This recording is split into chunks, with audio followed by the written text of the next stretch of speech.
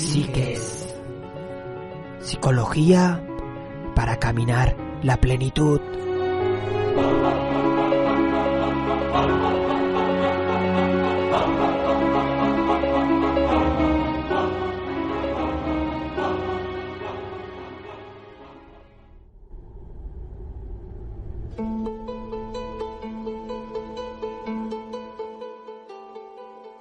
De todas las ciencias, la psicología es quizá la más misteriosa para el gran público y la que más se presta a malentendidos. Su lenguaje y sus conceptos se han infiltrado en la cultura cotidiana. A pesar de esto, la mayoría de la gente tiene apenas una vaga idea de aquello de lo que trata y sobre lo que hacen realmente los psicólogos y psicólogas. La psicología evoca para algunos imágenes de individuos con bata blanca en los pasillos de un centro de salud mental o en un laboratorio experimentando con ratas. Otros se imaginarán a un hombre de acento centroeuropeo o argentino psicoanalizando a un paciente tendido en un diván, o tal vez, si hay que hacer caso de los guiones de las películas, tratando de ejercer alguna clase de control sobre su mente. Aunque tales estereotipos son una exageración, tienen algo de verdad. Es quizá el amplio espectro de temas incluidos bajo el paraguas de la psicología y la abundancia mareante de términos que empiezan por los prefijos psico y psic, lo que genera la confusión en torno al concepto de psicología. Los propios psicólogos difícilmente se pondrían de acuerdo a la hora de definirlo. Psicología viene del griego antiguo psique, que significa alma o mente, y de logia, estudio o relato, lo cual da cuenta de la amplitud del asunto, pero hoy en día este término designa más precisamente la ciencia de la mente y el comportamiento. La nueva ciencia. La psicología también se puede concebir como un puente entre la filosofía y la fisiología. Allí donde la fisiología describe y explica la constitución física del cerebro y del sistema nervioso, la psicología examina los procesos mentales que tienen lugar en ellos y cómo se manifiestan en el pensamiento, el habla y la conducta. Y allí donde la filosofía se ocupa del pensamiento y de las ideas, la psicología estudia cómo se llega a ellos y qué nos dice acerca del modo en que funciona nuestra mente. Todas las ciencias surgieron a partir de la filosofía, al aplicarse métodos científicos a las cuestiones filosóficas, pero el carácter intangible de temas tales como la conciencia, la percepción o la memoria implicaron que la psicología hiciera despacio la transición de la especulación filosófica a la práctica científica. En algunas universidades, en particular de Estados Unidos, los departamentos de psicología comenzaron como una rama de los departamentos de filosofía. En otras, sobre todo de Alemania, se fundaron en las facultades de ciencias. En cualquier caso, no fue hasta finales del siglo XIX cuando la psicología se estableció como una disciplina científica por derecho propio. La fundación del primer laboratorio de psicología experimental por Wilhelm Wundt en la Universidad de Leipzig en 1879 supuso el reconocimiento de la psicología como auténtica ciencia y además una ciencia en la que se estaban produciendo avances en ámbitos de estudio inexplorados hasta ese momento. A lo largo del siglo XX, la psicología floreció y se desarrollaron todas sus principales ramas y movimientos. Como en todas las ciencias, su historia se levanta sobre las teorías y descubrimientos de generaciones sucesivas y muchas de las teorías precedentes siguen siendo relevantes para los psicólogos contemporáneos. Algunas áreas de investigación han sido objeto de estudio desde los albores de la disciplina y se han sometido a las interpretaciones de las diferentes escuelas de pensamiento. Otras, por el contrario, se han abandonado y se han retomado de manera sucesiva, y en ocasiones se han inaugurado áreas de estudio enteramente nuevas. Abordaremos de forma simple en esta sección algunos de sus principales movimientos, desde las raíces en el pensamiento filosófico, pasando por el conductismo, la psicoterapia y las psicologías cognitiva, social y del desarrollo, hasta la psicología de la diferencia. Dos enfoques. Ya desde sus inicios la psicología significaba cosas distintas para distintas personas. En Estados Unidos tenía sus raíces en la filosofía, de forma que adoptaba un enfoque especulativo y teórico y se ocupaba de conceptos como la conciencia y el yo. En Europa, en cambio, arraigaba en las ciencias y se centraba en la observación de procesos mentales como la percepción sensorial y la memoria en condiciones controladas de laboratorio. No obstante, incluso la investigación de los psicólogos de orientación más científica quedaba limitada por el carácter introspectivo de sus métodos pioneros, como Hermann Ebbinghaus, se convirtieron en el objeto de sus propias investigaciones, restringiendo así los temas a los fenómenos que podían observar en sí mismos. Si bien sus métodos eran científicos y sus teorías pusieron los cimientos de la nueva ciencia, sus procesos resultaron demasiado subjetivos para muchos psicólogos de la siguiente generación, que trataron de encontrar una metodología más objetiva. En la década de 1890, el fisiólogo ruso Ivan Pavlov llevó a cabo unos experimentos que resultarían cruciales para el desarrollo de la psicología tanto en Europa como en Estados Unidos. Demostró que se podía condicionar a los animales para obtener de ellos una respuesta determinada, lo cual dio lugar a un nuevo movimiento llamado conductismo. Los conductistas consideraban imposible estudiar objetivamente los procesos mentales, pero encontraron relativamente fácil medir el comportamiento, la manifestación de dichos procesos. Diseñaron experimentos que se podían llevar a cabo en condiciones controladas, primero con animales, en busca de analogías con la psicología humana, y a continuación con humanos.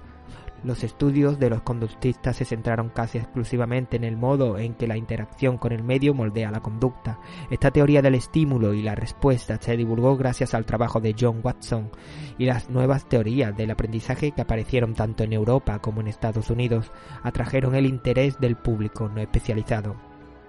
Al mismo tiempo, en Estados Unidos surgía el conductismo, un joven neurólogo desarrollaba en Viena una teoría de la mente que iba a revolucionar el pensamiento contemporáneo y a inspirar un enfoque psicológico distinto, basándose en la observación de los pacientes y en su historial, más que en experimentos de laboratorio. La teoría psicoanalítica de Sigmund Freud supuso un regreso al estudio de la experiencia subjetiva.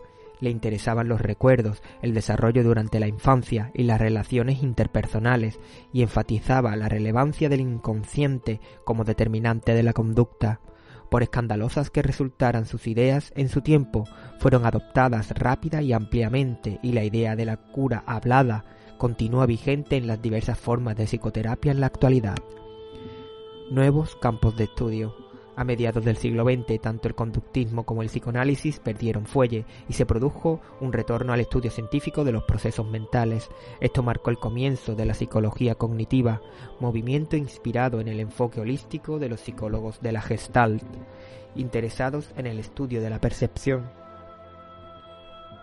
Surgida en Estados Unidos en los años posteriores a la Segunda Guerra Mundial, a finales de la década de 1950, la psicología cognitiva era ya el enfoque que predominaba.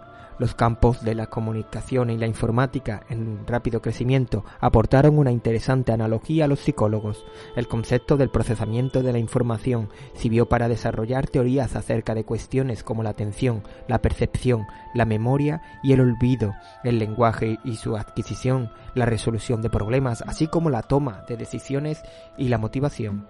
Incluso la psicoterapia, que adoptó una miríada de formas diferentes a partir de la cura hablada original, se vio influida por el enfoque cognitivo. La terapia cognitiva y la terapia cognitivo-conductual surgieron entonces como alternativas al psicoanálisis y desembocaron en corrientes como la psicología humanista, centrada en cualidades únicas de la vida humana. Estos terapeutas centraron sus trabajos en la orientación de personas sanas hacia una vida más plena, más que en la atención de enfermos. Si en sus comienzos la psicología se había centrado en el estudio de la mente y la conducta de los individuos, ahora comenzó a interesarse por la manera en que estos interactúan con el medio y con los demás, y este fue el campo de la psicología social. De igual modo que la psicología cognitiva, esta debía mucho a los psicólogos de la Gestalt, sobre todo a Kurt Lewin, huido de la Alemania nazi a Estados Unidos en la década de 1930. La psicología social ganó importancia en la segunda mitad del siglo XX, cuando sus investigaciones aportaron nuevos y curiosos datos sobre las actitudes y prejuicios, la tendencia a la obediencia y la conformidad, o las razones para la agresión o el altruismo, todas ellas cuestiones cada vez más relevantes en el mundo moderno de la vida urbana y las comunicaciones. La persistente influencia de Sigmund Freud se hizo sentir sobre todo en el nuevo campo de la psicología del desarrollo. Esta, ocupada en sus inicios tan solo del desarrollo infantil, extendió su estudio al desarrollo a lo largo de la vida, de la infancia a la vejez, trazó métodos de aprendizaje social, cultural y moral e investigó los modos en que establecemos vínculos. La aportación de la psicología del desarrollo a la educación y la formación ha sido importante y de un modo menos evidente ha influido en las ideas sobre la relación entre el desarrollo infantil y las actitudes ante el sexo o la raza. Casi todas las escuelas psicológicas han tratado la cuestión de la singularidad humana, pero a finales del siglo XX tuvo un gran protagonismo especial en la psicología de la diferencia. Además de tratar de identificar y medir los rasgos de la personalidad y los factores que conforman la inteligencia, los psicólogos de este campo en expansión examinan definiciones y medidas de normalidad y anormalidad y estudian en qué medida las diferencias individuales son producto del medio o de la herencia genética.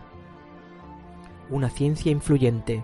Las ramas de la psicología que existen hoy abarcan todo el espectro de la vida mental y de la conducta humana y animal, hasta el punto de solaparse con otras disciplinas, entre ellas la medicina, la fisiología, la neurociencia, la informática, la educación, la sociología, la antropología e incluso la política, la economía y el derecho. De este modo, la psicología ha llegado a ser quizá la más diversa de las ciencias. La psicología no deja de dialogar con otras ciencias, sobre todo con la neurociencia y la genética. Así, por ejemplo, el debate sobre herencia y ambiente, que se remonta a la década de 1920 con Francis Galton, continúa hasta la actualidad, y recientemente la psicología evolucionista ha terciado en él con el estudio de los rasgos psicológicos como fenómenos innatos y biológicos, sujetos a las leyes de la genética y la selección natural. La psicología es un área de estudio muy amplia y sus descubrimientos nos conciernen a todos. De uno u otro modo, informa muchas de las decisiones que se toman en el gobierno, los negocios, la industria, la publicidad y los medios de comunicación de masas. Nos afecta a nivel individual y grupal y contribuye al diagnóstico y tratamiento de las enfermedades mentales y al debate público sobre cómo están o podrían estar estructuradas nuestras sociedades. Las ideas y teorías de los psicólogos han penetrado en la cultura cotidiana hasta el punto de que muchos de sus descubrimientos sobre la conducta y los procesos mentales nos parecen de sentido común.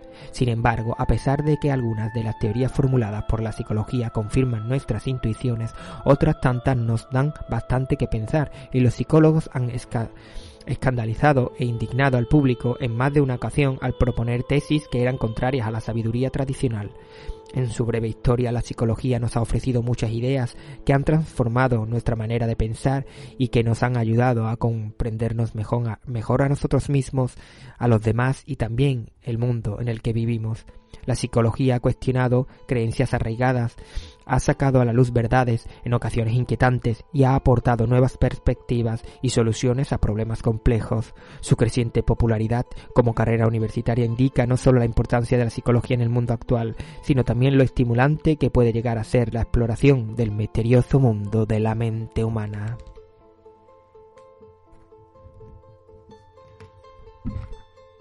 La psicología tiene un pasado largo, pero una historia corta. Hermann Ebbinghaus. El primer hecho para nosotros como psicólogos es que hay un pensamiento de algún tipo. William James. Si el siglo XIX fue la era de la silla del redactor, el nuestro es el siglo del diván del psiquiatra. Marshall McLuhan. La finalidad de la psicología es darnos una idea completamente diferente de las cosas que conocemos mejor. Paul Valéry.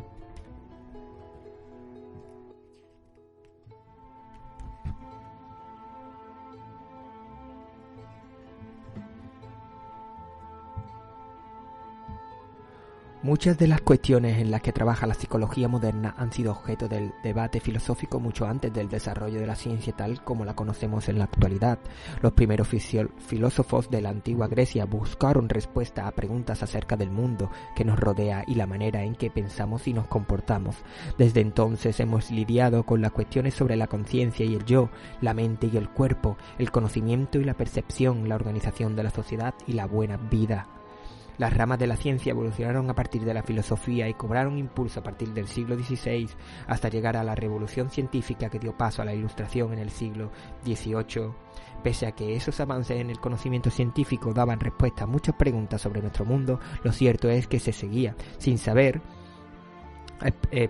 haber explicación para los mecanismos de la mente. Con todo, la ciencia y la tecnología aportaron modelos útiles para formular las preguntas correctas y poner a prueba las teorías sobre la base de datos relevantes. Mente y cuerpo. Una de las figuras clave de la revolución científica del siglo XVII, el filósofo y matemático René Descartes esbozó una distinción entre mente y cuerpo que fue crucial para el desarrollo de la psicología. Descartes propuso que todos los seres humanos poseen una existencia dual, con un cuerpo maquinal separado de una mente o alma inmaterial, pensante. Los psicólogos posteriores como Johann Friedrich Herbart ampliaron la analogía de la máquina para incluir al cerebro y describieron los procesos mentales como la actividad del cerebro-máquina. El grado de separación entre la mente y el cuerpo se convirtió en un tema de debate. Así pues, los científicos se preguntaban en qué medida los factores físicos conforman la mente y en qué medida lo hace el medio. El debate sobre herencia y ambiente, alimentado por la teoría evolutiva del naturalista británico Charles Darwin y posteriormente retomado por Francis Galton, planteó temas tales como el desarrollo, el libre albedrío, el aprendizaje y la personalidad. La filosofía todavía no había explicado completamente estas cuestiones, ahora ya maduras para el estudio científico. Entretanto, el descubrimiento de la hipnosis popularizó la naturaleza misteriosa de la mente e inclinó a los científicos más serios a pensar que la actividad de la mente entrañaba algo más que el pensamiento consciente y manifiesto. Así, estos científicos se propusieron estudiar la naturaleza del inconsciente y su influencia en el pensamiento y en la conducta. Nace la psicología. Sobre este telón de fondo surgió la moderna ciencia de la psicología. En 1879, Wilhelm Wundt fundó en la Universidad de Leipzig, en Alemania, el primer laboratorio de psicología experimental, y por entonces empezaron a aparecer departamentos de psicología en universidades de toda Europa y Estados Unidos. Así como la filosofía había adquirido ciertos rasgos según el país, la psicología se desarrolló de formas distintas en los diversos centros. En Alemania, psicólogos como Wundt, Hermann Ebbinghaus y Emil Kraepelin adoptaron un enfoque estrictamente científico y experimental. En Estados Unidos, por el contrario, el de Wilhelm James y sus seguidores de Harvard fue un enfoque más teórico y filosófico. Junto a estas áreas de estudio, en París aparecía una influyente escuela de pensamiento en torno a las investigaciones del neurólogo francés Jean-Martin Charcot, que había empleado la hipnosis con personas que padecían histeria. Esta escuela atrajo a psicólogos como Pierre Janet, cuyas ideas sobre el inconsciente anticiparon las teorías psicoanalíticas de Sigmund Freud. A lo largo de las 2 últimas décadas del siglo XIX se produjo un rápido auge de la nueva ciencia psicológica, así como el establecimiento de una metodología científica para el estudio de la mente, análoga a la que empleaban la fisiología y disciplinas afines para estudiar el cuerpo. Por primera vez, el método científico se aplicaba a cuestiones como la percepción, la conciencia, la memoria, el aprendizaje y la inteligencia, y de tal observación y experimentación surgieron nuevas y numerosas teorías. Aunque estas teorías procedieran a menudo del estudio introspectivo de la mente por parte del investigador o de relatos muy subjetivos de los sujetos de los estudios, así se pusieron los cimientos para que la siguiente generación de psicólogos pudiera desarrollar estudios verdaderamente objetivos de la mente y la conducta y ampliar sus propias teorías al tratamiento de las enfermedades mentales.